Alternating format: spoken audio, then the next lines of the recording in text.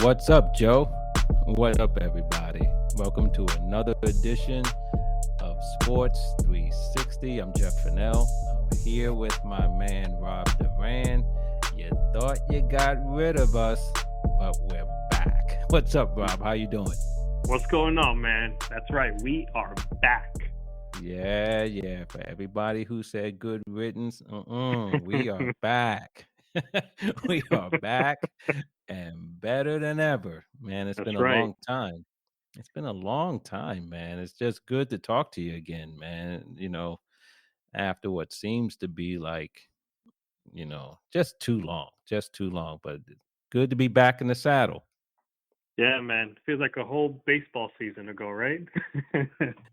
Yeah, baseball, man. I mean, a lot of things have transpired, and want to jump into some stuff today as we sit here on the eve of the NFL playoffs kicking off this weekend. So definitely want to talk about that. Want to talk a little NBA in particular, the returns of Klay Thompson and Kyrie Irving, and also, you mentioned baseball. Also mention, talk a little bit about the baseball lockout and, the resumption of negotiations, but it hasn't gotten off to a flying start, to say the least. But why don't we jump into some football, man? Football season has come to an end. You are a Jets fan, so in some ways you have to be relieved, I would think, wouldn't you? Yeah, just a little bit. I mean, I'll say this.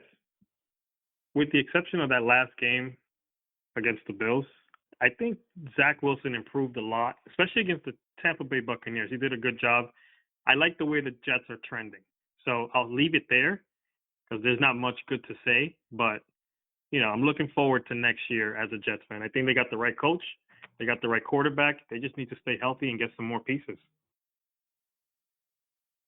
Well, that's good to hear.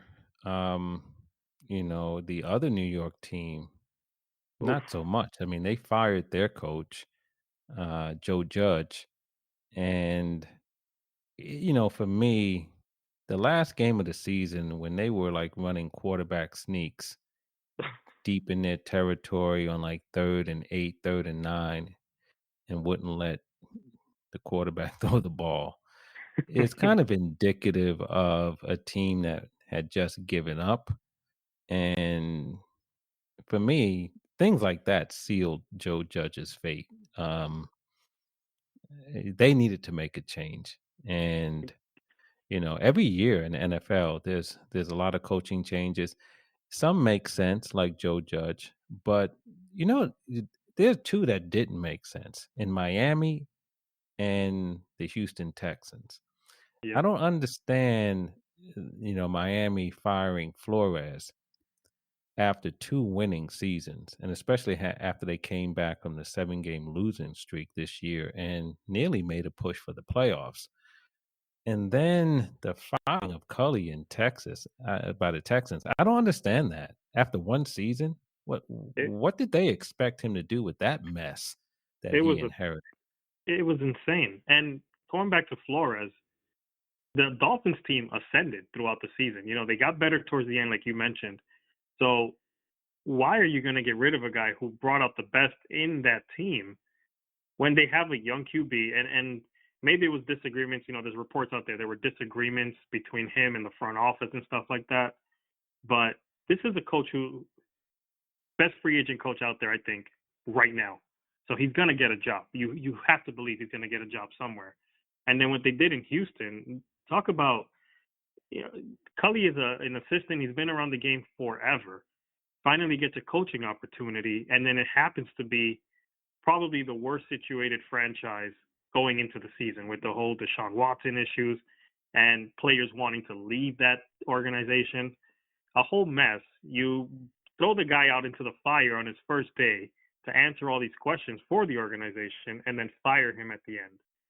So a raw deal for the guy, and I feel bad for him. And hopefully he can catch on somewhere else, whether it's an assistant position or even a head coach in the college ranks or something, man, because he did not deserve to go out like that. Totally agree with that. And I do think going to Flores that, already the Chicago Bears, for example, have expressed interest. At least it's reported that they have interest in him. And you would have to imagine there are a number of other NFL teams that will take, a look at Flores. They were 10-6 last year. Um, they were above 500 this year, right? I think they might have been 9-8 or something like that. And Yeah, I believe so. um, but typically that doesn't get an NFL coach fired. So you wonder if there was something going on behind the scenes in a situation like that. But you know but we are now at the playoffs, and want to take a look at the weekend games. The wild card round begins tomorrow as we're speaking here on Friday night. And let's jump into it, man, beginning with the first game that's on the schedule, and that's uh, the Raiders against the Bengals. And the Raiders are an interesting team in that they came into the season. I think there was a lot of high hopes for them. Then you had the John Gruden situation. You had the situation with the wide receiver, and I'm blanking on his name now. The tragedy there. They just had so Yeah, many off the field things, sort of distract and derail them, or potentially derail them. And then they went on a losing streak, and then they finished out the season pretty strong and got into the postseason in that crazy game against the Chargers last Sunday night. But here they are.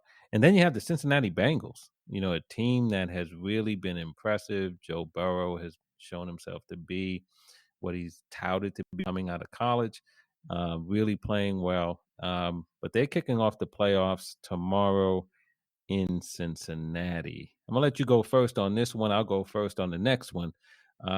Who you have in this game, Raiders or Bengals? I'm gonna go with the Bengals. I like Joe Burrow. I like Jamar Chase. I like those two together are such a dynamic duo, and it's not just them two. The Bengals have a great offense. I'm concerned about their offensive line, especially with the pass rushers that the Raiders have. Especially that dude Crosby. He's a bad dude. But I'm gonna go with the Bengals on this one. Yeah, so am I. So am I. I mean, one of the things I don't like, even though the Raiders now are in Las Vegas, but they still have to travel some. And I just don't like the teams traveling from the West and having to go east. And then, you got the Raiders coming into Cincinnati. It's probably going to be cold, which, Yeah, may affect Burrow and the Bengals more than the Raiders, because I think they sort of throw the ball more up the field than the Raiders do, at least do it effectively. yeah, The Raiders, Carr to Renfro has been a pretty good combination, and Waller and everything else, where they can, more of the, mid-range passing game. And maybe that plays well in the cold more than trying to air the ball out. But having said that, the teams played earlier in the year. The Bengals beat them pretty well, and I'm looking for Cincinnati to do it again. So yeah, I'm looking for the Bengals to advance over the Raiders. I think I'm with you on that one. I'm going with Cincinnati. Um, the second game, interesting game, Bills against Patriots. I will tell you, one of the more interesting games I saw this year was Bills against Patriots when Mac Jones threw the ball like what, twice? I don't know if it was twice, but yeah. he threw it a handful of I times, think it was three right? times. 3 times. I I've think so. Yes. never seen anything like that. I had never seen anything like that. You know what I mean? And it was amazing, and they come away with the win in that game. And quite Yeah, frankly, I thought in that game, I started to think that the Bills were done because they were scuffling at that time. they And I were. said, "Man, that's a bad loss." You know what I mean? Especially when the guy throws the ball 3 times. Um, but the Patriots have been struggling, I think, since then. And the Bills actually have been playing better, and Josh Allen is just he's the real deal. right? Yes, he is. And you got Stephon Diggs and everything else. I mean, those guys are the real deal. They're playing up in Buffalo again. It's going to be another, it's going to be bitter cold probably this weekend. But I'm looking for the Bills to beat the Patriots and to send the hoodie home. Yeah, I have to agree with that one. Credit to Bill for putting Mac Jones in the position he's in, considering he's a true rookie quarterback. First year in the league, and he kind of put him in positions to succeed. Never put him in a position where he has to throw the ball, 50 times or anything like that. But I think the Bills, like you said, Josh Allen is a oh man, he's such a great quarterback. And it's kind of what you want to see from teams when they get a young quarterback and help him develop, put the pieces around him, all this stuff. I think Stephon Diggs is a blessing for this guy. And I think they're going to continue that run and they're going to beat the Patriots. All right, so far we're seeing everything the same way. Um, Cincinnati over the Raiders and the Buffalo Bills over the New England Patriots, sending Bill Belichick home. Um, if we go to Sunday, the first game on Sunday, can I take this one? Can I? I want to go first on this one. Go for it. Eagles and Bengals. The reason why I want to go first on this one because this one's easy. I hate the Eagles. The Eagles are going to lose. That's it. I mean, before I can get into even talking about personnel or anything else, I hate the Eagles. That means the Eagles are going to lose. To me, the Eagles are the Cardinals, the St. Louis Cardinals of the NFL. You know how much I don't like the St. Louis Cardinals in baseball. That's how much I don't like the Eagles. Can't Man, stand those Eagles. So, having said that, got that out of my system. Turning to the game. Look, we have a game where one team has Jalen Hurts as their quarterback and the other team has Tom Brady. And no disrespect to Jalen Hurts, but the other team has Tom Brady. yeah. I'm going with the Mm, other team. yep. Okay. And, the Buccaneers are playing at home. The Eagles have really found success. They've been one of the hotter teams, so to speak, over the last 8 games or so of the season. But they had like the second easiest schedule during that period. Yeah. And they also were winning games by just running the ball. In addition, including Jalen Hurts getting a lot of yardage on the ground. And that's fine. But, the NFL now, you have to pass the ball. And this is the playoffs now, and you're going into enemy territory facing Tom Brady and the defending Super Bowl champions. And if you think you're just going to run the ball 40 times, 45 times and come out with a victory, I don't see it happening. And so, to me, I think this might be one of the more lopsided games of the first round. And I'm looking for the Buccaneers to take care of the Eagles pretty easily. Yeah. Listen, one of the things I wrote down was if you're ever in doubt of picking a team, you go with Tom Brady's team. And I have no doubts that Tom Brady is going to win this game. The Eagles got to the playoffs, but they couldn't beat playoff teams throughout the regular season. And now you're only facing playoff teams. And unfortunately for them, they got Tom Brady in the first round here. So, despite the running, despite all this stuff, the Bucks are getting Shaq Barrett back. They're getting Levante David back. Eagles aren't going to be running around. It's going to be Buccaneers all day in this one. This is the easy one. This is the easy choice. Yeah. And the Philly slogan is "Fly, Eagles, fly."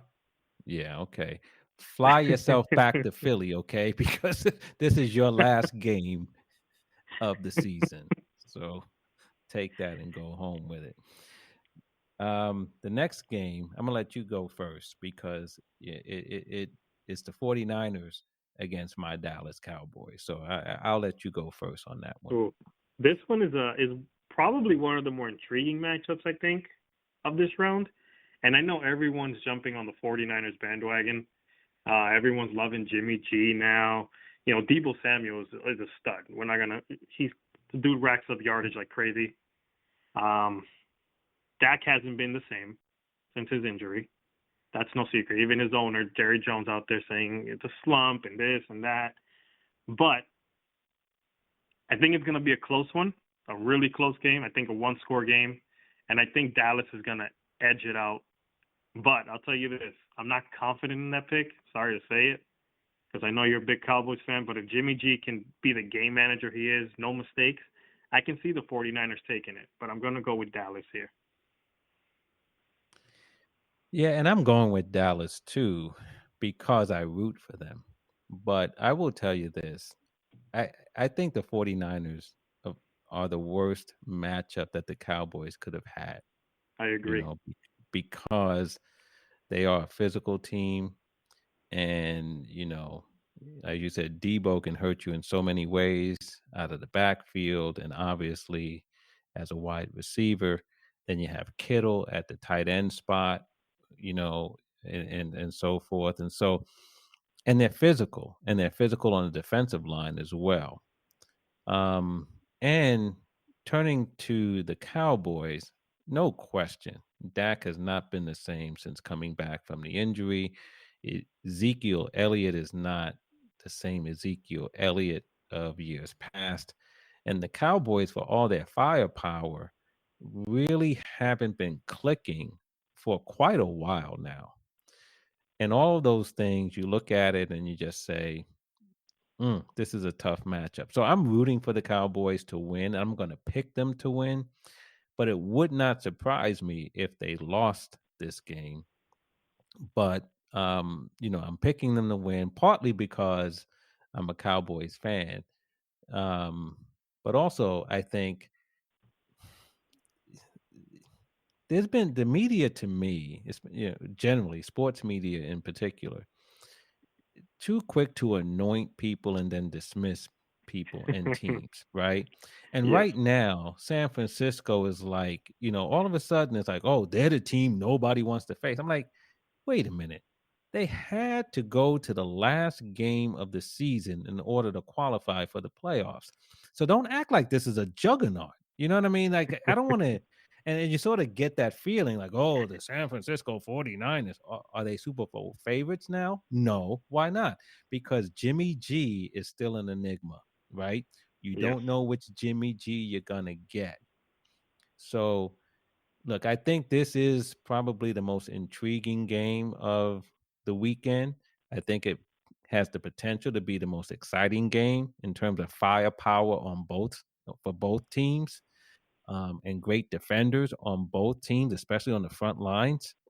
So this could be a very exciting football game. And I'm rooting for the Cowboys to come out on top. That's my pick. But yeah, I could see this one going either way. I don't like the matchup for the Cowboys. I just don't. All At right. least your team So, is in the playoffs, man. yeah, that's right. That's right. And look, I don't well, yeah. Yeah. We're going to take it one weekend at a time. So right now, I'm not going to say any more about the Cowboys. If they make it past this week, we could talk some more about them, but, hopefully they can take care of business on Hey, Sunday. Jerry Jones said Super Bowl or bust. That's all I'm Well, saying. that means you can have one or the other. So doesn't mean you're going to the Super Bowl. I mean, so we'll see. Um, the last game on Sunday is involves the Pittsburgh Steelers and the Kansas City Chiefs. I'll pick first on this one. I'm going with Mahomes at home. The Chiefs have really turned it around. Defensively, they've gotten a lot better. Mahomes has gotten better. They've gotten healthier, and I like them over the Steelers, a team that snuck into the playoffs. And you have an aging Ben Roethlisberger who no longer, I think, is the kind of guy who you think is going to win you a game. Yeah. And on the other side, you have a quarterback who can win you a game. I'm going with the young gun, and I'm picking the Chiefs. I'm still trying to figure out how the Steelers made it into the playoffs. So I cannot believe they're even in here. But if you showed anyone this matchup, they'd probably laugh at you if they didn't follow the NFL. because you're looking at it like, oh, the Chiefs are going to blow them out. I think it's actually going to be a closer game than people think. And I think, despite the fact that Big Ben has definitely shown he's aged as a quarterback, he is not even close to the same type of quarterback he was in his prime. I think he's going to give it one last ride.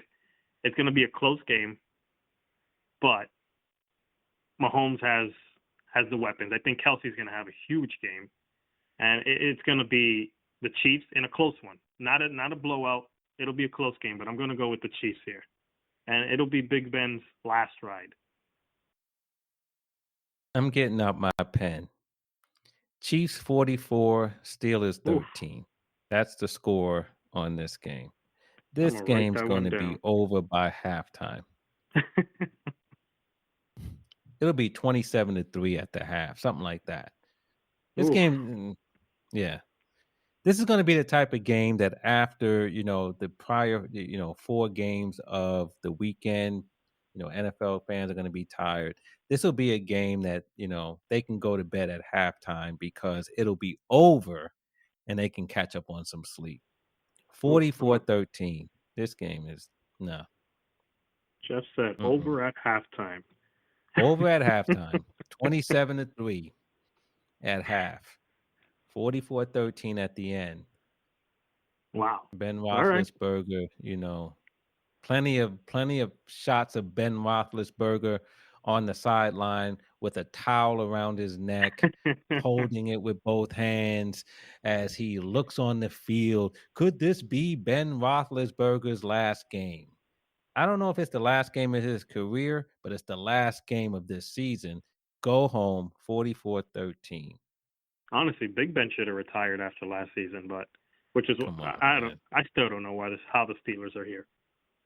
I don't either, but they're here for a little bit. Yeah. And, the only reason why they're gonna stay around so long in the postseason is because they have the last game of the weekend, at least on Sunday, but they're going home, bro. They're going home. And then we have, for the first time in NFL history, an NFL playoff game on Monday Night Football. The Arizona Cardinals against the the Rams. Who do you pick in that one? I think this is going to be, you talked about 49ers Cowboys having some firepower. I think this game is going to be one of those crazy high scoring games. And the problem with the Rams is Stafford is turning the ball over a lot. And this is the biggest game of his life. And every game after this, I'm picking the Rams. Every game after this is the biggest game of his life. Because the excuse for Stafford always was, well, the Lions don't have a good team around him. They don't have enough weapons for him. He's a generational talent. Well, now they got weapons for him. He's on a great team. He has a offensive genius of a head coach. This is it for him. There's no more excuses for Stafford after this. I think Stafford, if he turns the ball over, they're done. I don't think he'll do that this game. I think they'll figure it out. I think Aaron Donald is going to get to Murray enough to kind of slow him down. High scoring affair. I'm going with the Rams here. For me, I just I just have this thing ringing in my ears. They are who we thought they were, right? And that's how I feel about Matthew Stafford. He is who we thought he is. And all the things you just said that Stafford has the tendency to do, that's what he's Yep. going to do. And I believe that the Cardinals are going to upset the Rams. I know the Cardinals have not been playing well. Um, you know, I know that D Hop is not playing and they miss him really bad. DeAndre Hopkins, he's not playing, and I get it. But um, these are division rivals, and when you have division rivals, you throw a lot of stuff out the window. You know what I mean? Because they know each other very well and all of that. And I think this is one of those games where we're going to see an upset, and I'm picking the Cardinals to upset the Rams to close out wild card weekend. So, um, all J.J. right, Watt is so coming back for this too. Not that he's the same player he was, but it'll make a little bit of a difference. it could, It could. I mean, some type of impact. obviously, yeah. I mean, it all depends how he obviously is not going to be in mid-season form or anything like that. So he probably is going to be limited in how many snaps he's going to be able to take. But it could make a difference. But I think Kyler Murray will make enough plays. I think the last time these two teams played, the Rams really stifled Kyler Murray. And in fact, that was the game that DeAndre Hopkins got hurt, and he hasn't Yeah, played since. And I think the Rams stifled Murray, and they frustrated him, and and they came away with a victory. And the Rams really played well that game a couple of weeks ago. But again, this is one where it just seems to me to have upset written all over it. And here's the other thing: the Rams should have won that game last week against the 49ers, yes. right? They're up 17-0 at home, and then they lose the game. And quite frankly, how did that game end, Rob? Remind me again. How did the game end? What was the last play of the game? Let me think. Oh, Mm-mm. a Stafford interception. Yeah, Yeah, that's the problem. I'm telling you, he is who we thought he is. I'm this is it sorry. for him. This is it for him. No more excuses after this game. I'm sorry, man. So, but anyway, look, that's our call. So I think we picked the same teams.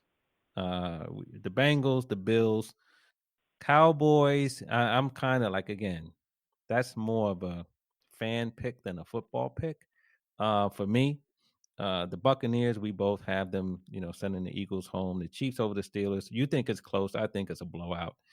And you're picking the Rams, and I got the Cardinals. So it all begins this weekend, and so we'll see how that goes.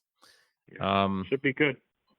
yeah, I'm looking forward to it. Definitely looking forward to a big NFL weekend.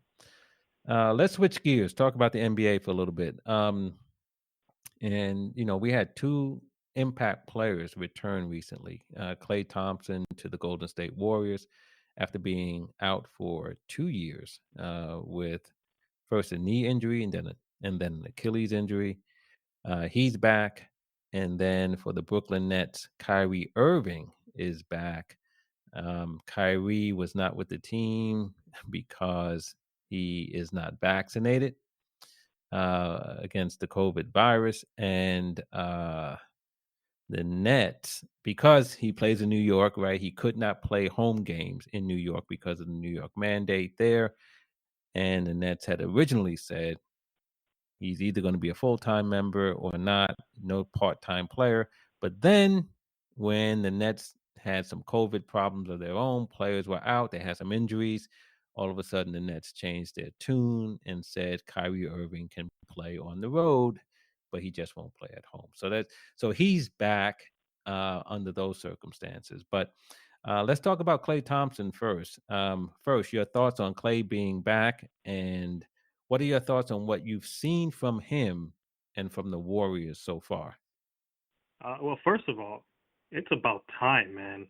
The game has missed this guy. He's such a dynamic player, such a great shooter. It's great to have him back, man. Especially where he got hurt on his first comeback from the knee injury. It was just I remember hearing the news. He tore his Achilles and gonna miss another year. It's crazy, man. But happy he's back. I'm sure Steph Curry's happy he's back. Warriors have been struggling a little bit. Steph Curry is in unprecedented to say this, but he's seems like to be in a shooting slump. He's out there shooting like I would shoot back in the day when I didn't even know how to shoot a basketball. So it's crazy to think about that. But I think as time goes on, and luckily there is some time between here and the playoffs, and obviously Golden State is gonna be in the playoffs. Time to integrate, Klay playing with Steph again, and eventually Draymond will come back, get him going with Wiggins and stuff like that. See how that works out. But the one thing I'll say, I got scared of seeing Klay dunk the ball in his first game back, especially when he landed. I was like, bro, just shoot it for now. Like, let us enjoy you being there. Don't do anything crazy to get hurt again. But I think the Warriors will be just fine. I think they'll catch up. They'll get it going. They'll get into a rhythm, and before you know it, they're gonna have a crazy lineup because Wiggins is playing pretty well this year, and I think he's doing a lot better than people thought he would. And man, it's gonna be a dangerous team come playoff time. Yeah, I mean, look, they added, not quite at mid. Well, I guess around mid-season. They've added, an all-star player, Yeah. right? And getting Clay back in the lineup. But the Warriors be without Clay were one of the best teams in the league, and they had good chemistry going. And right now, that chemistry has been disrupted by Clay returning because certain guys who were getting certain minutes, are now not getting those minutes, and so there's an adjustment that has to take place. But they'll figure it out. And you're right, Steph Curry, man, he's not been the same, even since really, to tell you the truth, he really wasn't the same as he was leading up to the record Yes. for three-pointers, right? He was struggling getting there, and partly I thought was because teams were locking in and saying, "You're not going to get the record against us." And of course, what happened is he comes into Madison Square Garden and gets the record against our Knicks, right? So Yep. fate would have it. But I thought maybe part of his woes was because a lot of focus was on him and, hey, you're not going to get the 3-point record against us.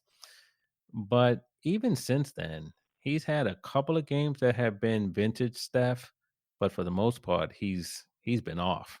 He's been off. And the Warriors have been scuffling. They got blown out by Milwaukee. They lost to Memphis recently. And so it's been a little bit of a tough road for them, but they'll figure it out. They'll integrate Clay back into the fold. And with Draymond back and healthy, they're going to be tough. They're going Yeah. to be tough. I can't Um, wait to see that lineup with Draymond back in there. yeah. Yeah. I just like the way they play basketball, man. The way they move the ball, the way they move without the ball, the way they share the ball. They really play, the game in a way that's just enjoyable to watch. And it's good to see Clay back, definitely. Now, flip side of the coin, Kyrie Irving. I think most people feel like you do and like I do and say, hey, man, it's good to see Clay back. There are a lot of people, bruh, who aren't happy to see Kyrie Irving back, Yep. right? They think, he should be vaccinated. He let the team down and all of these things. And there's just a lot of people that don't like Kyrie Irving no matter what. But Kyrie's back, and it involved the Nets doing an about face on their position on Kyrie and his vaccination status, which is really interesting. When they thought they could go out and be okay without him, it was like, okay, we can't have a part-time player. But then when it became evident that, you know what, they're not going to be able to compete with Phoenix and they're not going to be able to compete with Golden State, perhaps, or with Milwaukee, you know, then all of a sudden, and Kevin Durant's playing too many minutes, Harden's playing too many minutes. Now you want Kyrie back? A little bit of hypocrisy there. But in any Hmm. event, they changed their position. Kyrie is back. Not everybody's happy about it. How you feel about it? Honestly, I'm happy to see Kyrie. Kyrie, the basketball player, is one of the most box office players in the league.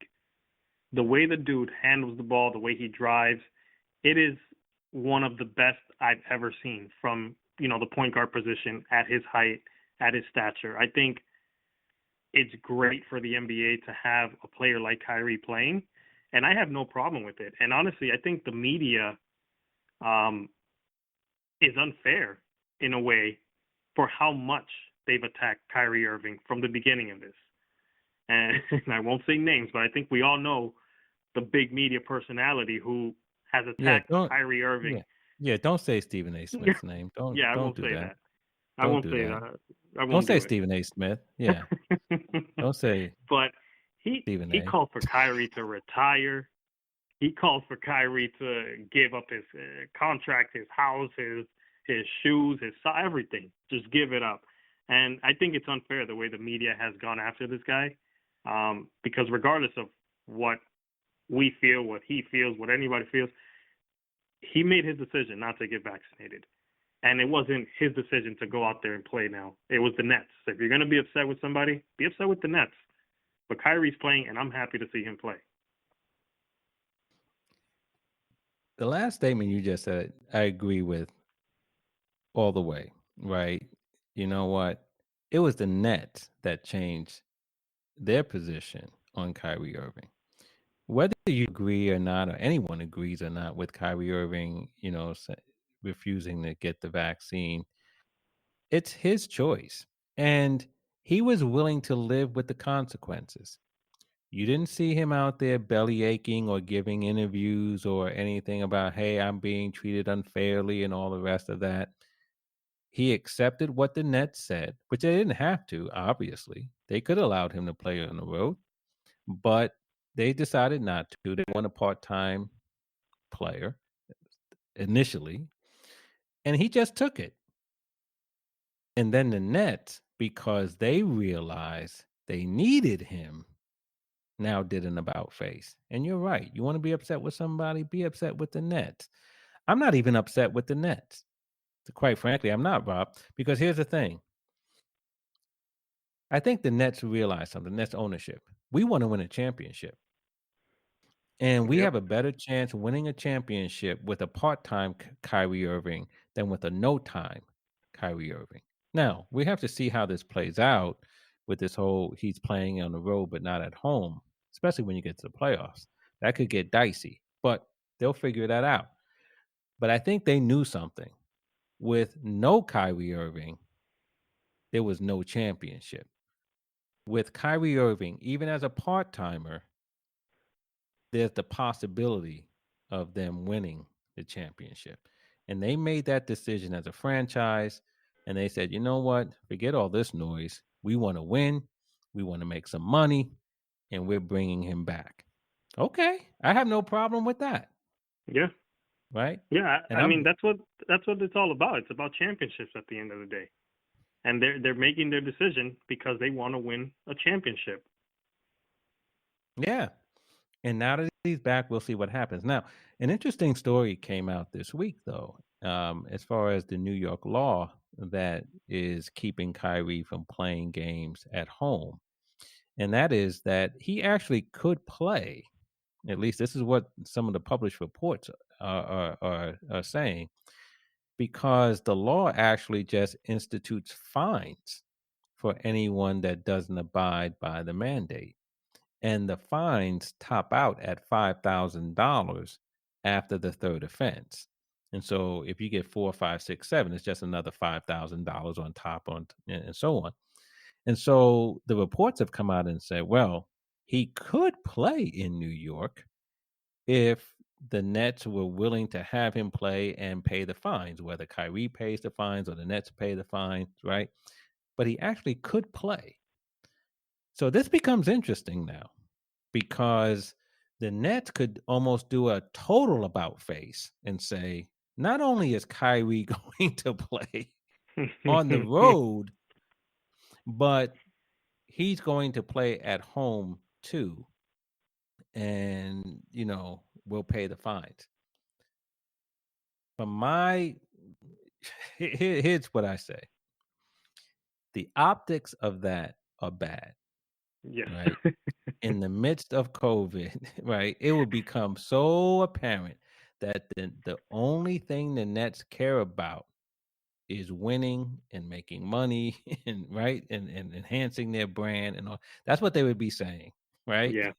Yeah, we understand New York says you can't do it, but we'll do it because we have the ability to pay the fines and we'll pay the fines. The optics are bad, Rob. The optics are bad on that. But you know what? I say the Nets should go ahead and do it, because at least they'll be true to themselves. If they don't do it, then they're just going to try to pretend that they're good corporate citizen. But if they do it, they're being true to themselves and saying, you know what? We're in this for the money, Yeah. right? I would have more respect for them if they did that. I don't think they will, but I would have more respect for them if they did that and say, "Yeah, I know it looks bad, but you know what? Y'all gonna have to get over it." Yeah. I that last part, that's the one that got me, man. It is about championships. And listen, they plan to pay Kyrie, I think it was like 35 million this year is his full salary for the year. Yeah. I don't know how the money and the contract stuff works in the NBA with Kyrie's contract specifically, but if you haven't paid him for the home games to date, what's an extra $5,000 you're going to pay him on top of that? You've already not paid him for the home games that he's missed. So, from a perspective of a business owner looking to make money, looking to win championships, you pay an extra $5,000 for a supreme talent of a player to team up with two other supreme talented players. Listen, man, if you want to win a championship, you pony up those extra $5,000 because that's chump change for an NBA owner. You know what I mean? Yeah, Like it you is. said, the optics terrible, The optics are absolutely bad. terrible. Yeah, and But I if you're think trying to win a championship, that's the move to make. and I think for the Nets, they don't care about the money. Obviously, the money is no issue here. It's whether or not they are prepared to take the blowback that they will receive. And if you think Kyrie Irving got it, if the Nets did this after look, there are already people who are criticizing them for reversing their opinion on the part-time status of Kyrie Irving. So can you imagine if the Nets took the next step Oof, and went to saying, now we're going to allow him to play at home and we'll just cover his fines? Oh, they would get blasted. I can hear And Stephen they A. Smith now. oh, Oof. me too. And so many others. They would get blasted. But this is why I'm saying the Nets know they want to do that. They Yeah, know they want to. But the politically correct thing to do is to act like you are a responsible franchise, right? And all I'm saying is, I'd rather them be true to their nature, which is yeah, all about making money and all about championships, right? Because most of these franchises, they're corporate citizens because that helps their bottom line. They're good bingo. corporate citizens because it helps their bottom line. So it's all related to it. I would rather them just be true to themselves and say, you know what, we in look, look, I would rather the Nets ownership get on national television and sing Wu-Tang Clan. Cream rules everything around me. Cream get the money, dollar dollar bill, y'all, and just walk off the stage, right? I'd rather them just do that because that's how they feel. But they wouldn't because man, they would get blasted. Ooh, boy, it's tempting. I'll tell you that. It is Oh, tempting. they're thinking Wow. about it. Oh, over there in Brooklyn, they're thinking about it. I'm sure they've They're thinking hired. about it. I'm sure they've hired a lot of PR people right now to Mhm. sit around the round table and figure out Yeah. the pros and I cons. yeah, how do we ease into this one? How do we twist this one into, a story that, like, is Yeah. acceptable to the public? Yeah. Oh, yeah, they're thinking about this one. They're Ooh, thinking about big it. time. Yeah, Okay. come on, man. Step up to the plate and just be who you are, Brooklyn Nets. Brooklyn, where you at? They like saying that all the time. Come on. Just Ooh, be true to yourself. I hope they Yeah. do it, Jeff. I hope they Me do it. too. Oh man, it'll be exciting just to read all the stories, hear all the Yes. people going crazy and acting as if the world's going to end. Yep. I Hmm, can't wait. we'll see. Well, speaking of the world ending, the world may not end, and baseball may not even end. But the question right now is when and if it will begin, because we're still in a lockout. Um, just this week, the sides returned to the bargaining table for the first time since early December, when the owners instituted the lockout. The owners made a proposal, and it's been widely reported that the players were none too happy about it. They didn't like what they received from the owners, and so question remains, what happens next. I know you are a big time baseball fan. I know you have a lot of thoughts about the lockout, but when you look at where things stand now, still in the lockout, negotiations have resumed. They're not off to a rousing start by any stretch of the imagination. As a baseball fan, what's your take on all this? Man, it's just sad. And I think we knew this maybe the 2020 season when they were negotiating how they're going to progress with the COVID season. We kind of saw this happening. People following the game saw this scenario happening where a lockout was possible. And we're here. Um, it took a long time for the sides to get back together. That's unfortunate because now we're in 2022. We're mid January, and spring training, opening day, all that stuff is coming up very soon. And you don't expect a deal to happen on day one of meeting. That doesn't happen in any business where there's two sides trying to come to an agreement. But the fact that it didn't start off on the right foot, it doesn't bode well. And we wait to see if there's going to be a counter proposal from the player side or for the union side. If there's going to be, there's obviously going to be the back and forth. But you wonder, is there going to be enough time to start things on time? Because to the naked eye, it's spring training, boom, get that started. Oh, we'll miss a few spring training games, whatever. Regular season, maybe let's push it back a week or two, whatever. But what people don't, people that are more integrated into the game, there's a lot of stuff behind the scenes with roster construction that has to happen prior to these things beginning. So that's the big worry. We worry about all that stuff. So we'll see where this goes, Jeff. It's sad as a baseball fan to know that there's still a lockout and there's no end in sight, at least not right now. So we just hope for the best and hope that it ends soon. Yeah, I think, most baseball fans in particular and sports fans generally feel the same way. Look, right now there is a date certain for opening day, right? End of March, I believe, Yeah, in 2022. Um, and so we know when the season is scheduled to begin. When the sides reach an agreement, if it happens sometime this spring, um, you still have 140 free agents out there, yeah, right? So there's still players that need to be signed. Still have salary arbitration to go through.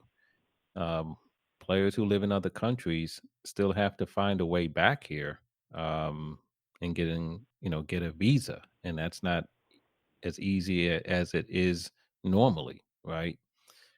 There's a lot. Teams still have to construct their rosters, and there's just a lot to do before we get to opening day, and you're going to need as much time as possible to do it. So it's still early enough, I think, but as Yogi Berra was quoted as saying, it gets late early, right? It's getting late yes, real early. You know what I mean? Um, so we'll see.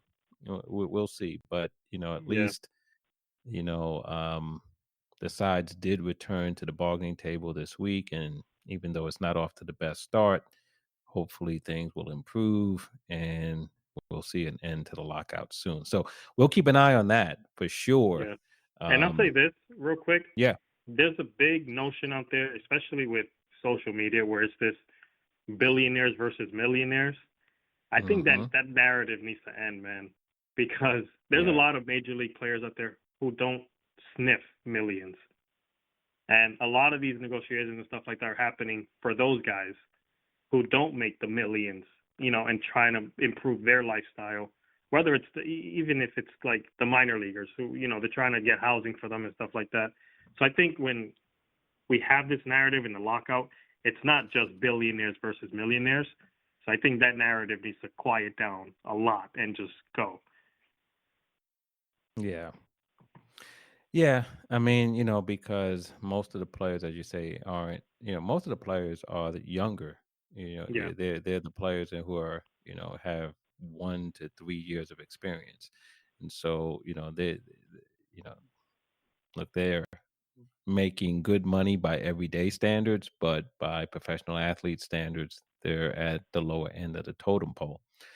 So you're right. Um, and, whether, the public, how they view it, whether it's the way you say millionaires and billionaires, or they view it some other way, at the end of the day, I think most fans just say, either way, get it done.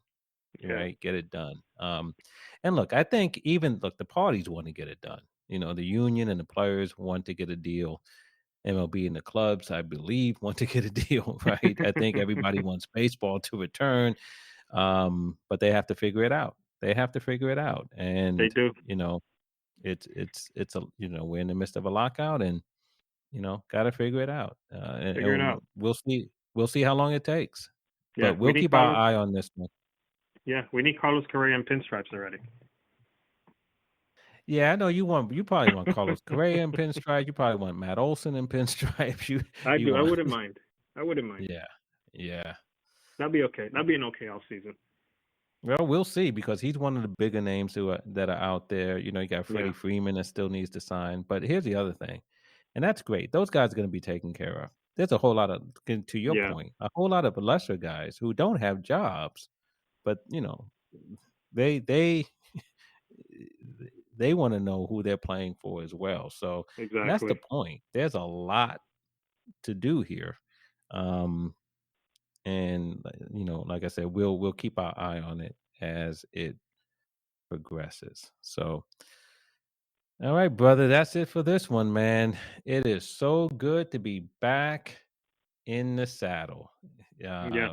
And so glad to chop this one up with you, and looking forward to this wild card round this weekend, and then we'll come back next week and we'll see how wrong we were or how right we were on our picks, and talk about other things that are happening in the world of sports. We'll do that again next week. But good catching up with you, and look forward to doing this again real soon. Yes, sir. Take care, brother. All right, you too.